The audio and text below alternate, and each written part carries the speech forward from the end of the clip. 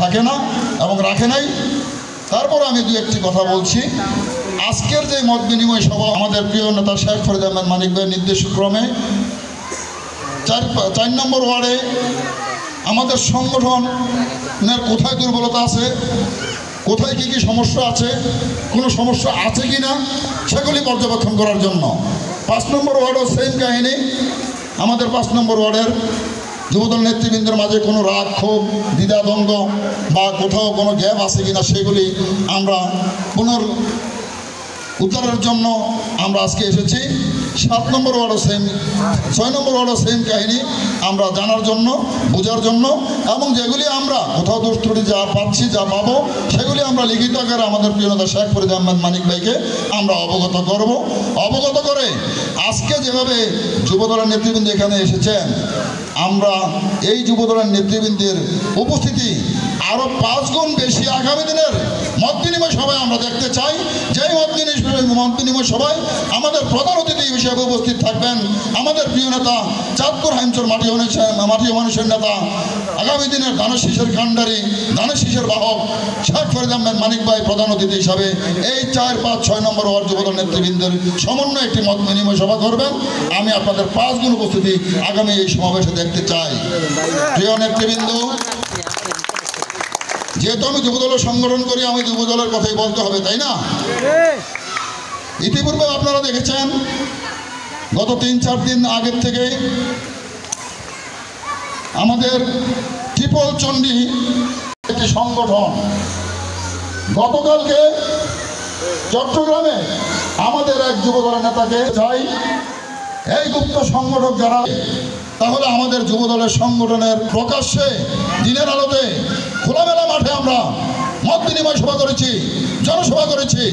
এভাবে এসে আমাদের সাথে মোকাবেলা করার জন্য আপনাদেরকে আহ্বান জানাচ্ছি।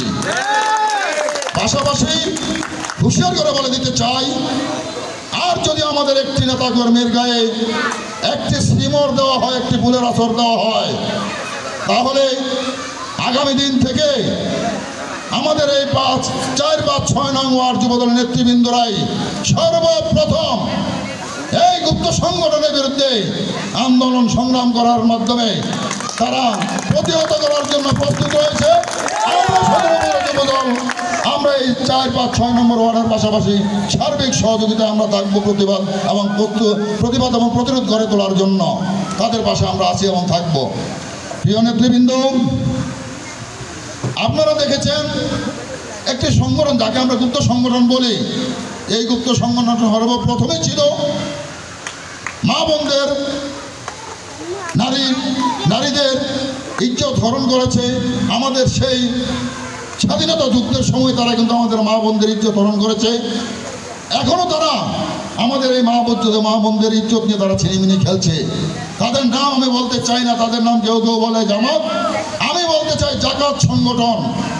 যারা জাকাতের টাকায় চলে, জাকাতের টাকায় তাদের সংগঠন পরিচালিত হয়, সেই জাকাতের সংগঠন আজকে সারা বাংলাদেশে আপনারা সামাজিক যোগাযোগ মাধ্যমে দেখছেন, এখনও তারা মা বোনদের ইজ্জত নিয়ে লীলা খেলায় মেতে উঠেছে। সেই গুপ্ত সংগঠনের নেতৃবৃন্দরা আপনারা ইতিপূর্বে দেখেছেন, গত কিছুদিন আগে 3-4 দিন আগে মুন্সিগঞ্জে তারা অস্ত্রের ট্রেনিং দিচ্ছে, দেখেছেন না ভাই? সামাজিক যোগাযোগ মাধ্যমে আপনারা দেখেছেন না? অস্ত্রের ট্রেনিং দিচ্ছে।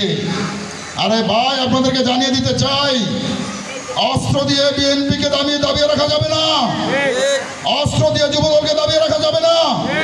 বাংলাদেশ জাতীয়তাবাদী দল এই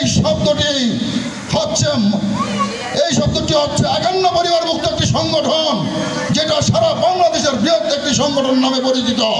এই সংগঠনকে আপনারা অস্ত্র দিয়ে দাবিয়ে রাখতে পারবেন না। এই ট্রেনিং দিয়ে কোনো লাভ নেই। বাংলাদেশ জাতীয়তাবাদী যুবদল, বাংলাদেশ জাতীয়তাবাদী দল যদি রাস্তায় নামে, তাহলে আপনারা পানির মতো জোয়ারের যেমন কচুরি ভাঙা বাসে সেভাবে ভেসে যাবেন। এই প্রত্যাশা করছি আপনাদের কাছে এবং এই প্রস্তাব রাখছি, আপনারা এখন থেকে সাবধান হয়ে যান, সতর্ক হয়ে যান। আপনাদেরকে হুঁশিয়ারি বার্তা দিয়ে দিচ্ছি। প্রিয় নেতৃবৃন্দ,